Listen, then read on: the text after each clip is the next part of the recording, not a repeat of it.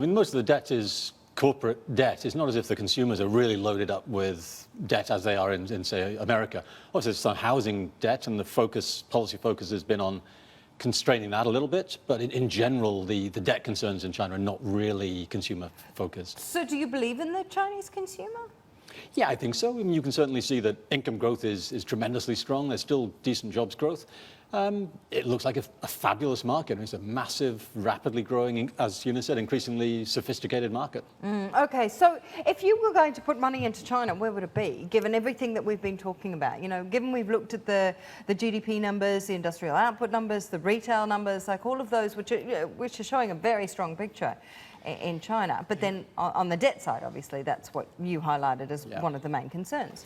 Well, and I think also the concern is that the new economy story, it's a bit of an old story. People have been chasing the next internet stock, the next mobile payment stock for quite a few years now. Obviously, a few years back, they talked about this transition of the economy.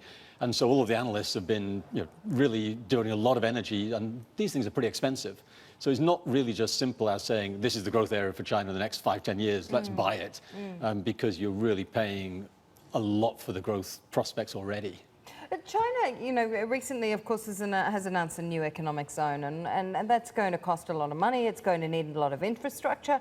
I mean, is this a way that China is almost, you know, continuing its growth, but not following through with its previous promises of reform and of changing the way that the economy is growing, etc.? I mean, this would indicate to me that there's a little bit of concern about those plans. Yeah, you thought in the end you're going to run out of road. You're going to hit some sort of debt limits. But most of the debt is domestic. So as long as the government is standing behind it, then you can keep on expanding it, obviously not indefinitely, as the official said last year, the tree doesn't grow to the sky, so you can't go to infinity, but they seem to be able to push it perhaps further than people thought 3, 4 years ago.